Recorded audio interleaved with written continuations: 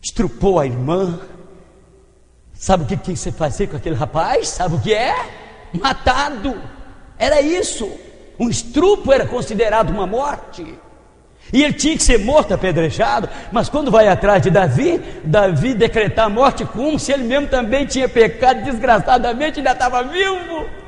E agora, como é que ele mesmo vai matar o filho dele agora? Injustiça.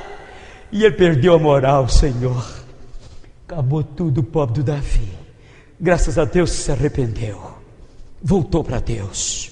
Com grande arrependimento, muita conversão. Deus o perdoou, Deus aceitou ele de novo. E ele passou agora novamente a ser o homem segundo o coração de Deus. Amém? Ah, queridos, aqui tem outro personagem, Ló. Eita, amigo, você conhece a história de Ló? Aquela escolha naquela manhã, eu não sei se é de manhã, não sei se é meio-dia, não sei se é de tarde. Eu só sei que Abraão mandou chamar ele e disse: olha, os nossos funcionários estão brigando entre eles por causa de campo. A terra ficou pequena para nós dois, porque nós prosperou muito. E agora é o seguinte, para que nós ficar brigando? Irmãos somos. Escolha a direita. Se você for para a direita, eu vou para a esquerda. E se você for para a esquerda, eu vou para a direita. Escolha, porque irmãos somos. Não podemos ficar brigando. A serva do Senhor diz que Ló nunca poderia ter escolhido nada, Senhor. Quem tinha que ter escolhido era Abraão, o mais velho, era como o pai dele, tio dele. Mas era aquele olhão assim, Senhor, cheio de egoísmo, cheio de exaltação, cheio de mesquinheza, com os olhos só na prosperidade, só no cifrão, Senhor. Diz que olhou para a sua direita e viu as campinas de Jericó regada como o jardim do Senhor, como o jardim de Deus. Quando ele olhou aquilo, Senhor, ele pediu o que queria para aquele lado. E Abraão: seja feita a sua vontade, meu filho. Para onde tu for, toma para a direita que eu vou para a esquerda. E Ló partiu, Senhor. Eita escolha miserável, eita escolha, Senhor. Diz que ele foi estendendo as suas tendas, e foi estendendo, e o negócio foi ficando bom, o comércio foi ficando bom, muita venda, muita prosperidade, e ele chegou até dentro da maldita da Sodoma e Gomorra, Senhor. E o Senhor sabe, querido, o fim de Ló. A serva do Senhor diz que Ló perdeu tudo. Perdeu família, perdeu filhos, perdeu genros, perdeu nora, perdeu tudo, perdeu a própria esposa, toda a sua riqueza que tinha adquirido, perdeu tudo. Diz que por fim teve um fim miserável. Finalizou a sua vida morando em caverna, parecendo bicho. Porque não quis morar mais em cidadezinha, porque ficou com medo, porque Deus estava destruindo a cidade toda, porque o pecado tinha aglomerado, o pecado tinha lastrado, tinha virado uma miséria, Senhor. E ele agora, com medo de ser destruído, foi morar em caverna, parecendo bicho. Lá nessa caverna ele passou a relacionar com as suas próprias filhas, maritalmente, Senhor. Teve filhos com as filhas da própria filha. E a serva do Senhor diz que aquele homem desceu à sepultura, carregado de infâmia. Eita! E diz que deu ao mundo, Senhor, duas nações amaldiçoadas, miseráveis, que por fim Deus teve que acabar com tudo: Amonitas e Moabitas. Tudo de Ló foi destruído, Senhor, tudo de Ló foi destruído, simplesmente por causa de um passozinho desacertado, uma escolha, Senhor, desacertada. Eita, querido, quantos passos desacertados, quantas moças dando passos desacertados, quantos rapazes dando passos desacertados, quantas lágrimas. E quando acorda, Senhor, quando a novidade da coisa passa, que ele acorda, que ele vê que o fato passou, ele vê a besteira que fez, a loucura que ele fez, a doidura que ele fez. Porque ele deu esse passo, Senhor, não foi impulsionado pelo verdadeiro amor, pelas paixões que estavam enroscadas na vida dele, no pescoço dele. E agora quando acorda, Senhor, acorda meio doido, vê a doidura que fez. Muitos não aguentam a pressão, dá tiro no ouvido, outros passam corda no pescoço, outros bebem remédio de rato, tal de chumbinho, bater no bucho e morrer. Porque não aguenta, Senhor. Quantos passos desacertados, meus amigos. Eu quero ler, Senhor, aqui para os senhores, em nome de Jesus, este livro que vão fazer uso dele, aqui alguns parágrafozinhos. Ele tem por título Lar Adventista. É um livro que li muito, Senhor, para minhas filhas. Li muito, li várias vezes, até acabava, comprava outro, tornava a acabar, comprava outro, tentando ajudar meus filhos, ajudar minhas moças, que eu sabia que elas iam crescer, elas iam namorar, iam casar. E agora, eu preocupado, Senhor, com essas garotas, preocupado com essas meninas, para não dar passo desacertado, eu vigiando, lutando, orando, chorando, ensinando. Presta atenção nisso aqui, queridos, poucos conhecem isso aqui. Página 56 de Lar Adventista. Os anjos de Satanás estão vigiando os que passam a grande parte da noite namorando. Amigo, que coisa séria, viu isso aí? Diz que os anjos do demônio estão vigiando, está de vigia, junto daqueles, querido, que gostam de passar horas da noite namorando. Se os olhos deles fossem abertos, eles veriam um anjo fazendo um relatório das suas ações e dos seus atos. Um anjo, querido, ó, anotando, um anjo de Deus anotando esses namoros, Senhor, até as meia-noite, as quebradas das noites, as madrugadas, amigo, os atos e as ações que tem nisso. O anjo de Deus está anotando. Aqui diz que o bom nome da honra é sacrificado debaixo do acesso de paixões, e o casamento dessas pessoas não tem aprovação de Deus. Casou porque a paixão os impulsionou, e quando a novidade do fato passar, eles começam a compreender a loucura que fizeram, a loucura. Viu aqui, Senhor? Diz que não casou por amor, casou por paixão. E quando a novidade passa, quando o fato da coisa passa, quando a lua de mel, tem uns que não vê se nem a lua de mel, já larga já de vez, porque vê a doidura, a loucura que fez, sai fora. Aqui diz que o casamento dessas pessoas, diz que não tem aprovação de Deus, Senhor. Tem desvantagem maior do que essa, amigo. Tem passo mais doído, mais infeliz do que esse. Já pensou um casamento não tendo a aprovação de Deus? Já pensou um casamento não tendo a assinatura de Deus embaixo? Queridos, em nome de Jesus Cristo, agora eu entendo porque a maioria dos casamentos, Senhor, não está dando em nada.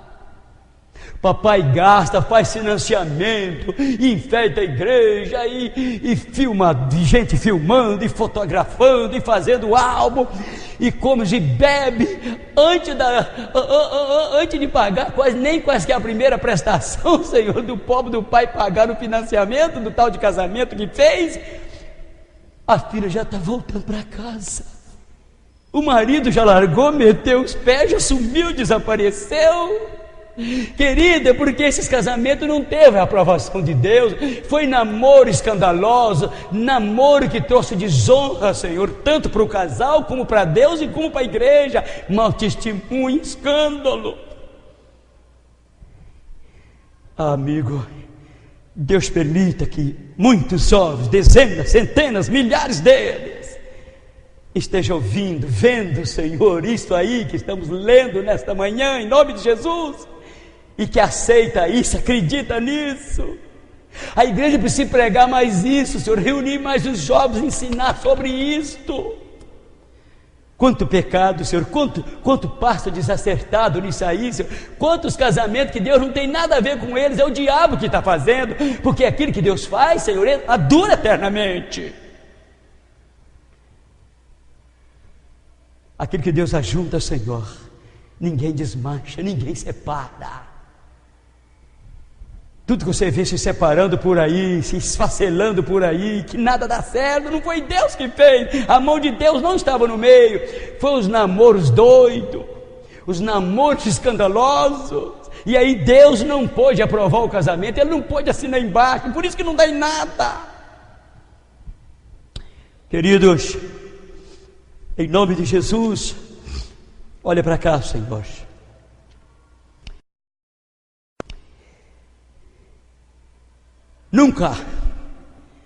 Nunca deve o povo de Deus aventurar-se em terrenos proibidos. O casamento entre crentes e descrentes é proibido por Deus.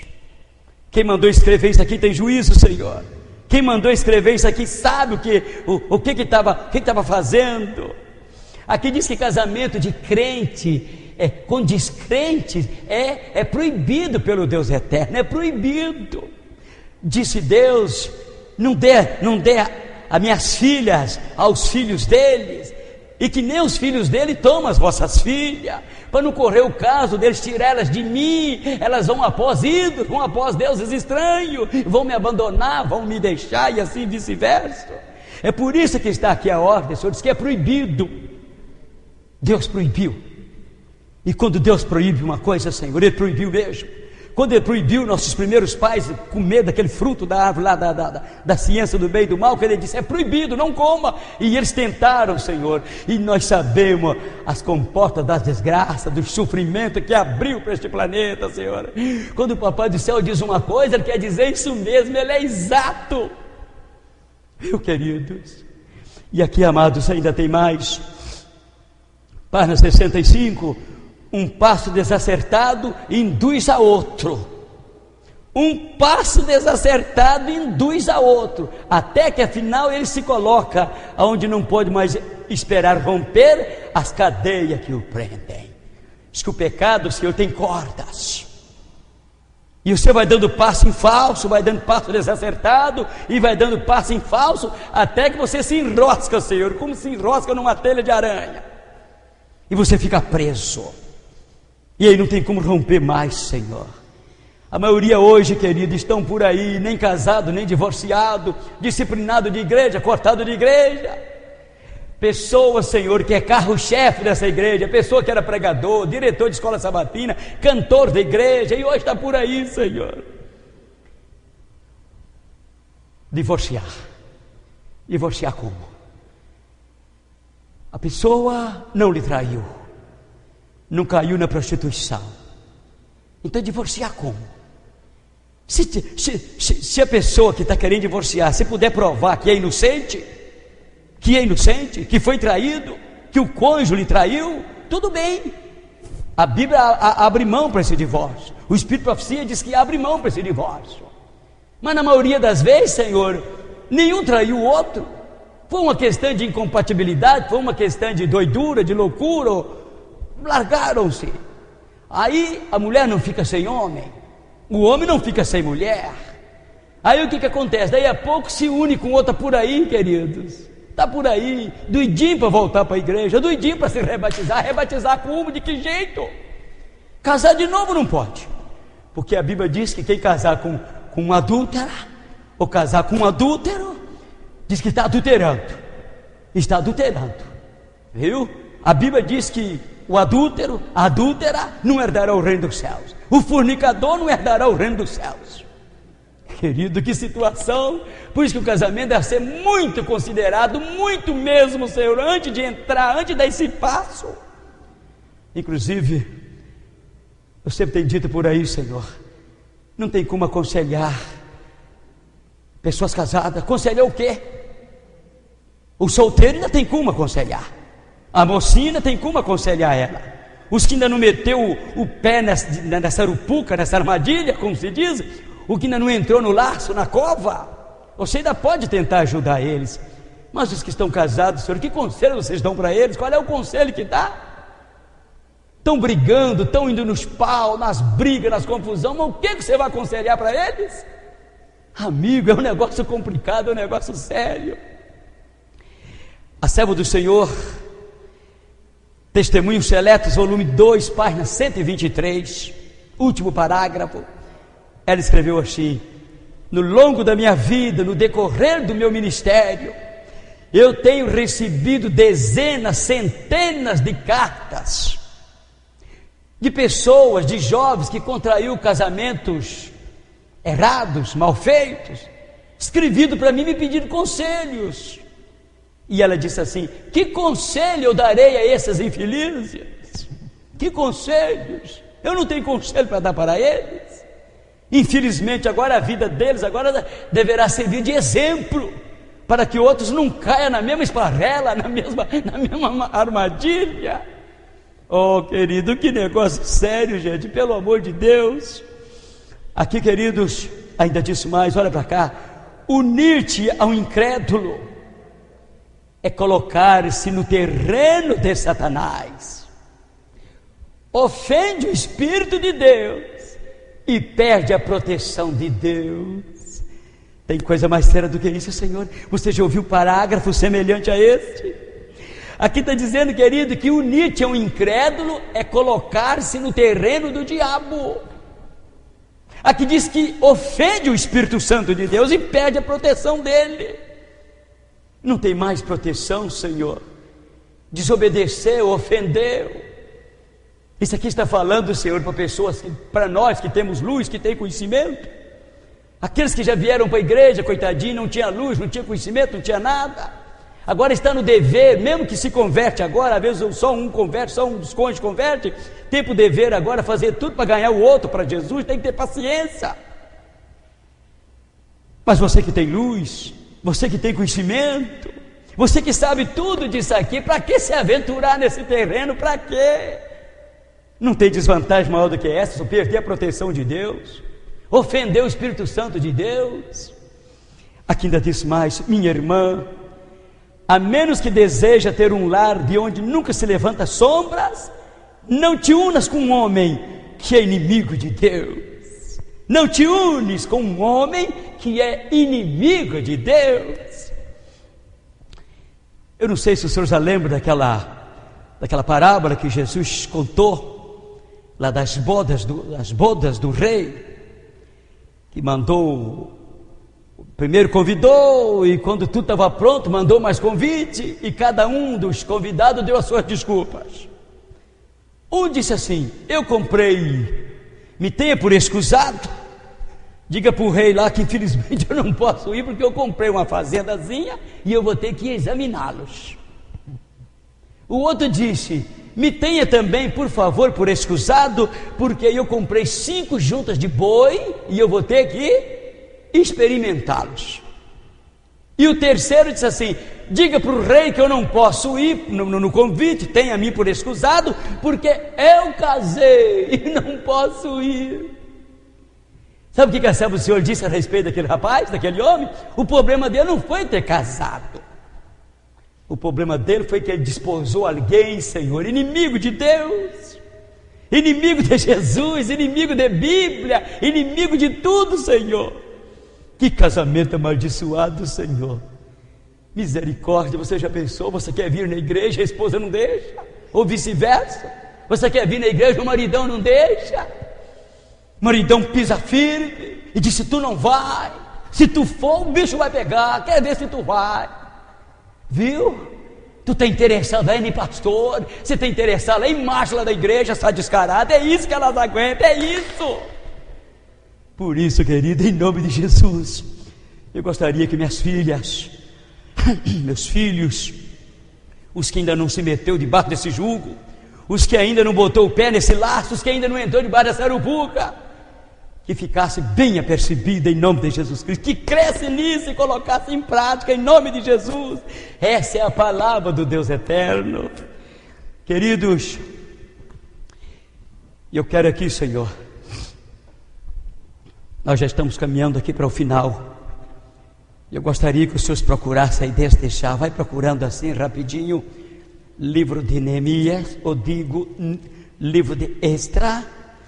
Esdra está aí antes de Neemias, Neemias está antes do livro de Jó, capítulo 10. Esse é o texto que mais me incomoda na Bíblia, Senhor. Eu não conheço outro, eu não conheço prova maior do que essa aqui.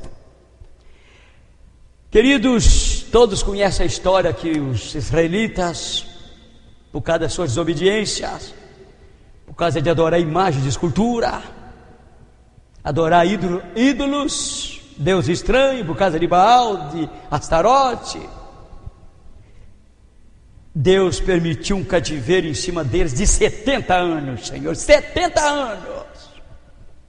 Foram parar lá em Babilônia, lá debaixo da ditadura de Nabucodonosor, e os feitores, e esse povo sofreu miseravelmente e desgraçadamente por causa da sua desobediência, por causa de adorar deuses estranhos. Mas disse que quando venceu os 70 anos, eles estavam curados desse pecado. Estavam curados. Também puderam, hein? 70 anos debaixo da chibata, hein? 70 anos uma vida bem vivida de 70 anos. E agora a maioria deles, Senhor, retornaram para Jerusalém. Só que agora, querido, eles entraram debaixo de um outro jugo, pior do que o primeiro. Pior! Eita, Senhor, como é que esse demônio trabalha desse jeito? Ele não perde tempo. Você vence uma coisa aqui, querido, mas você já pode estar preparado, se você não abrir os olhos e não tiver agarrado na mão de Deus, para cair na outra ali. Você levanta aqui, se brincar, você cai ali. O povo estava sarado, o povo estava curado da idolatria, felizmente, Senhor. Mas agora entraram, sabe em que agora? Em julgos desiguais. Os homens agora, Senhor, casaram com mulheres estrangeiras. Quando Neemias, quando Esdras, Senhor, foi ali para ver como é que estava aquela situação, para reconstruir os muros lá de Jerusalém, querido, uma coisa chamou-lhe a atenção. Eles choraram, Senhor, de ver agora os homens, todo mundo casado com mulher estrangeira, todos os filhos falando línguas diferentes, ninguém sabia mais do que estava falando, misturou tudo. E eu gostaria, Senhor, capítulo 10, do versículo 1 até o versículo 4 de Esdras. Se vocês conhecem prova maior do que essa para cima de gente, de ser humano, se vocês conhecem, vocês meditem e depois me falam. Olha como diz aqui, Senhor: enquanto eu, Esdras, estava curvado no chão em frente do templo, chorando e orando e fazendo essa confissão, uma grande multidão de homens, mulheres e crianças se ajuntou ao meu redor e começou a chorar comigo. Isso aqui tem um detalhe forte, Senhor. Hoje você não vê ninguém chorando mais. Você só vê pessoas rindo, dando gargalhadas. Às vezes até dentro da igreja pregando coisas sérias, Senhor, pregando reforma e o povo rindo, todo mundo rindo, dando gargalhadas, Senhor, chega a virar o pescoço para trás. Meu Deus do céu. O Senhor diz aqui, Senhor, enquanto Neemias estava prostrado em frente do templo, debaixo de chuva, você diz que chuva estava caindo e ele lá prostrado, porque quando ele viu aquela miséria, quando ele viu aquele sofrimento, quando ele viu o povo tudo em julgo desigual, os filhos de Deus casados com as filhas dos homens, aquilo comoveu Esdras, Senhor. E diz que ele começou a orar e começou a chorar. De repente, homens, mulheres, crianças, se juntou tudo ali junto dele, e todo mundo chorando também. Queridos, presta atenção. Enquanto estava aquele choreiro, Senhor, um senhor chamado Secanias, filho de Jeiel, da família de Elão, me disse: reconhecemos o nosso pecado contra nosso Deus, pois nós casou com estas mulheres estrangeiras, mas ainda há esperança para Israel apesar disso. Há esperança, porque nós concordamos diante de nosso Deus em separar de nossas esposas e mandá-las embora com os nossos filhos. Entendeu isso aqui, Senhor? Vocês já viram prova maior do que essa, senhores? Queridos, que prova doída. Senhor, às vezes para você fazer uma reforma na sua vida, às vezes você tem que mexer em coisas doídas, dolorosas na sua vida, viu, queridinho? Às vezes você tem que dispor, mandar embora da sua vida, da sua casa, do seu coração, às vezes coisas apegadas, Senhor, ó, ídolos, com descendência própria, arraigada, Senhor, e você às vezes tem que dispor de tudo. Eu posso imaginar, Senhor, aqueles homens gostavam daquelas mulheres, as moabitas bonitas, as filisteias, as amonitas, lindas, e aquelas mulheres eram fortes naqueles dias, Senhor, muito saudáveis, elas tinham muitos filhos, e agora tiveram que fazer um concerto com Deus de mandar mulheres e filhos embora, tinha que mandar tudo embora. Eu fico olhando assim o Papai Eterno, na minha imaginação fraca, simples, sentado no seu trono, com os braços cruzados, olhando e dizendo: eu sinto muito, esse é problema de vocês. Quem mandou vocês entrar nisso aí? Quem mandou? Por que vocês desobedeceram a minha palavra? Agora sofra. Quanto sofrimento por causa de desobediência, Senhor. Quanto sofrimento. Quantas esposas já foram embora. Quantos filhos já foram embora. E o pai ser obrigado a ver aquilo sem poder fazer nada. Quanta desavença dentro de casa, Senhor. Quanto sofrimento. Lar dividido, Senhor. O marido vem para a igreja, a esposa está indo é para as festas, é para os pagodes, para as discotecas. O marido caminhando para a igreja, ou se não, o marido está caminhando para a igreja Adventista Sétimo Dia, a esposa está caminhando para outras igrejas, outros cantos muito diferentes. Às vezes tem 4 filhos, o pai diz: não, esses 2 aqui eu levo comigo. A mãe diz: não, mas eu tenho direito então nos 2, eu levo eles então para onde eu quiser. Querida, que brigaiada, que confusão do inferno. Lares divididos, julgos desiguais, Senhor. Isso não está com nada, não dá em nada, passos desacertados. Ainda disse mais: nós mandaremos embora as nossas esposas com os nossos filhos. Eu aqui, Senhor, mandaremos embora e seguiremos as ordens que você nos der, as ordens dos outros que temem ao nosso Deus. Obedeceremos às leis de Deus. Tenha coragem e diga-nos como devemos proceder para endireitar as coisas e cooperarmos em tudo. Eita, Deus seja louvado. Isso aqui é o Espírito Santo de Deus, Senhor, que usou aquele chefe, aquele grande homem. Fala para nós, César, fala para nós, Neemias, vocês que temem a Deus, vocês que são os homens de Deus, os inspirados de Deus, fala para nós o que nós temos que fazer para nós poder endireitar as coisas, que nós queremos endireitar tudo. E diz que eles mandaram embora mesmo, Senhor. Depois vocês vão ler lá em Neemias, aí para frente, diz que os homens mandaram as suas mulheres embora, com seus filhos. As mulheres foram chorando, os filhos foram chorando, e o papai ficou para trás também chorando, porque Deus só poderia abençoar, Senhor, aquela família. Deus só poderia abençoar a nação se eles então pudessem fazer uma reforma nas suas vidas, entrar no eixo, Senhor, entrar no eixo. Às vezes eu fico pensando: para que, Senhor? Para que julgo desigual? Para que tema? Para que sofrer tanto sem nenhuma necessidade? Para quê? Agora estou terminando, Senhor. Eu quero ler aqui para os senhores ainda, neste livro, Testemunho Seleto, volume 2, página 119, aqui diz assim: antes de uma moça dar a mão em casamento, ela deveria indagar se aquele com quem ela está para unir seu destino, se ele é digno e qual é o seu passado. Mas ninguém está se importando com isso, Senhor. O que importa é se ele é bonito, se importa se ele é charmoso, se importa se ele é rico. Não importa, não quero nem saber. Mas aqui diz que toda moça, toda mulher, antes de dar a sua mão em casamento, primeiro ela deveria fazer algumas perguntas. Qual é seu passado? Esse que eu estou para unir com ele, meu destino, qual é o passado dele? Ele tem um passado miserável, um passado sujo, nojento, Senhor. Registro feio, querido, nas cadeiras penitenciárias. Querido, olha para cá em nome de Jesus. É pura a sua vida? É o amor que ele exprime para mim de caráter nobre, elevado, ou é uma simples inclinação emotiva? Tem ele os traços de caráter que me tornarão feliz? Poderá ela encontrar verdadeira paz e alegria na afeição dele?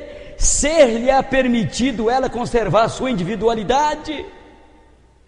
Ou eu terei que me submeter no seu juízo, me submeter ao seu juízo, à sua consciência, quer dizer, me tornar tapete, capacho, quer dizer, eu emergir na identidade dele, quer dizer, eu não sou gente mais, eu sou um objeto, é ele que manda. Isso são perguntas, Senhor, que as moças deveriam fazê-lo. Tem ele os traços de caráter que me tornarão feliz? Poderá ela encontrar verdadeira paz e alegria na afeição dele? Ser-lhe-á permitido ela conservar a sua individualidade? Ou eu terei que me submeter no seu juízo, me submeter ao seu juízo, à sua consciência, quer dizer, me tornar tapete, capacho, quer dizer, eu emergir na identidade dele, quer dizer, eu não sou gente mais, eu sou um objeto, ele é que manda. Isso são perguntas, Senhor, que as moças deveriam fazê-lo e atentar bem. Será que esse que eu estou para unir meu destino para toda a vida, será que ele é digno? Qual é seu passado? Ele tem mãe? Ele tem pai? Qual é o relacionamento dele com esses pais, com essa mãe? Ele trata bem a mãe dele, ele é carinhoso com ela? Porque se não for, o que vai ser de mim? Se ele não ama a mamãe dele, se ele não cuida da mãe dele, não zela dela, não tem carinho com ela, o que ele vai fazer comigo, que eu não sou nada dele, que está me conhecendo agora? Isso tudo tem que se perguntar, Senhor. Ainda tem que fazer mais perguntas, perguntar se ele é temente a Deus, se ele gosta de Bíblia, se ele tem algum vício, se ele é achegado a algum fuminho, algum bolinho, se ele é amigo mais dos prazeres do que amigo de Deus. Se assim for, Senhor, então sai fora, rapa fora, em nome de Jesus Cristo. Não dá esse passo desacertado, pelo amor de Deus. É a desobediência a Deus que enche de miséria tantos corações e lares. Minha irmã, a menos que deseja ter um lar de onde nunca se levanta sombras, não te unas com um homem que é inimigo de Deus. Não faça isso. Querida minha filha, minha jovem, aqui está falando pessoa que pode ser seu papai, seu vovô, talvez. E eu sei que eu estou lhe falando, eu tenho minhas mãos cheias de filhos e filhas. As que deram crédito a esses ensinamentos, aos que acreditou, aos que aceitou, saíram muito bem nas suas vidas, estão bem, estão felizes, estão nos seus lares, com seus respectivos maridos, criando seus filhos no temor de Deus. Os que não deu crédito, Senhor, quebrou a cara, porque não tem quem vai contra a palavra de Deus e esteja feliz nessa vida, não tem. Queridos, em nome de Jesus, nunca te unes a um homem que é inimigo de Deus. Aqui ainda diz mais, olha o que diz aqui, Senhor, por favor. Não há concórdia entre Cristo e Belial, esses dois não podem harmonizar-se. Unir-te a um incrédulo é colocar no terreno de Satanás. Ofendes o Espírito de Deus e perde a proteção de Deus. Tem desvantagem maior do que essa na peleja da vida, Senhor? Não ter a proteção divina, ofender o Espírito Santo de Deus. Aqui ainda diz mais, Senhor. Aqui diz: Satanás tece em volta da alma. Ele tece um encanto em volta da alma, e essa se torna enfeitiçada e apaixonada.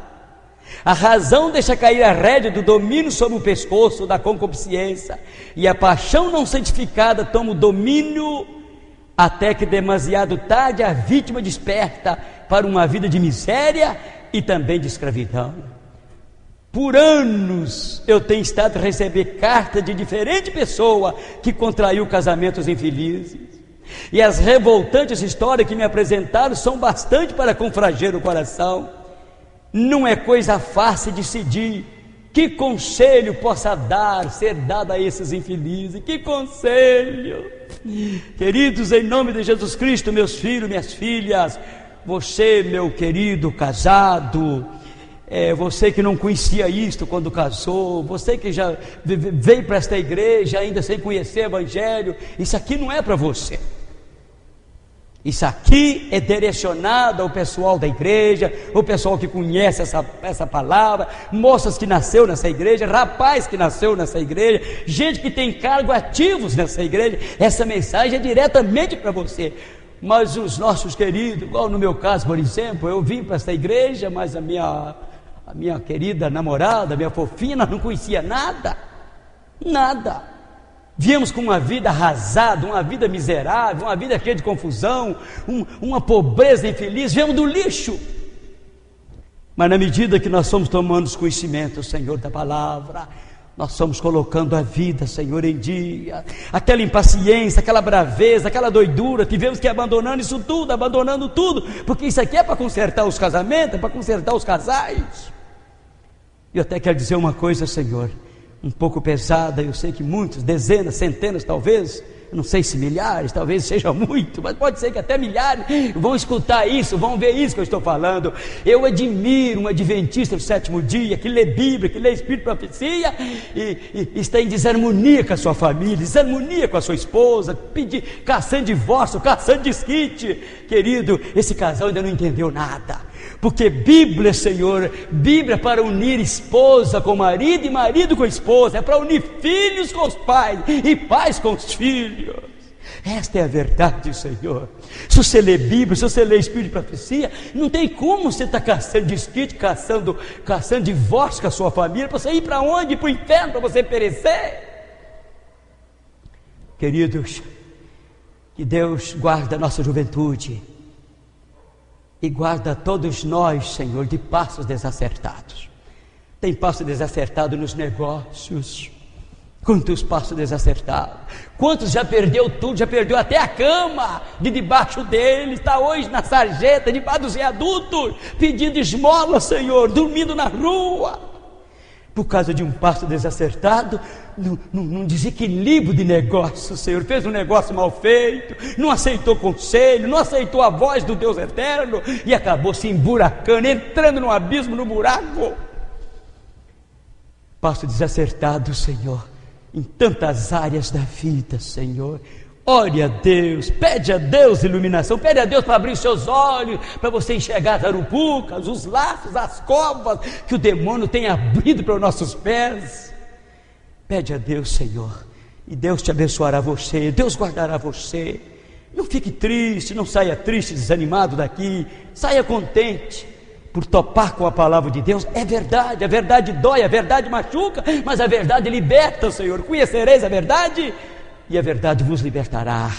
Que Deus os abençoe, Senhor. É meu desejo, a minha oração para todos vós, para todos que estão me ouvindo, os amigos que estão ouvindo e que vão ouvir esta mensagem. Que Deus os abençoe.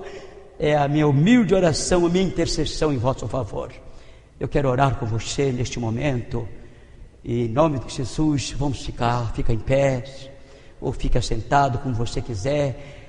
Você que está aí na sua casa, você que está aí, quem sabe, mexendo aí na cozinha, e quem sabe está aí na sua lida, aí lavando roupa, sei lá, fazendo alguma coisa por aí, dá uma paradinha, fecha seus olhos em nome de Jesus Cristo e leva seus pensamentos aos céus.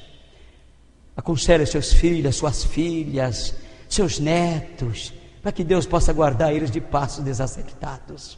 Oremos ao Senhor. Papai eterno, muito obrigado, Deus Santo, pela beleza da Tua palavra, Senhor. Palavra forte, palavra urgente, Senhor. Ó Deus, em nome de Jesus Cristo, tem compaixão daqueles que deram passos desacertados na vida, que estão por aí tristes, desanimados, Senhor, estressados, deprimidos.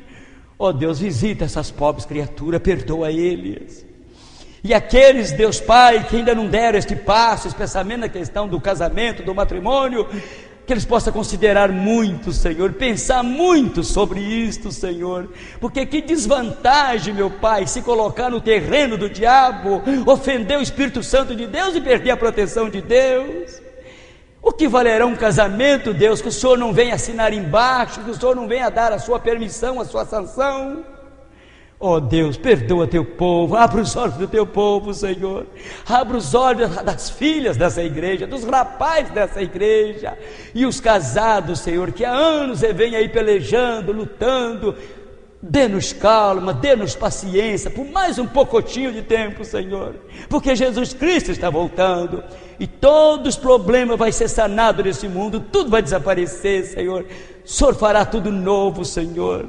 Pai querido, dá-nos a Tua paz, não nos desampara, Senhor, pois é no nome de Jesus é que nós te pedimos e te agradecemos, hoje e para sempre, amém e amém, Senhor Jesus. Deus seja louvado, glória a Deus, amém.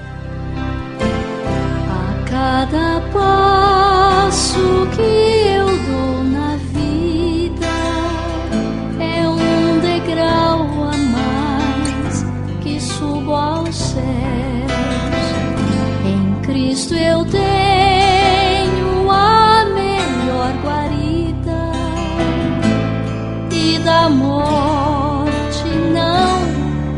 saber, a cada passo vou me aproximando daquele lar que Cristo prometeu, e passo a passo sigo caminhando, a cada instante mais perto de Deus.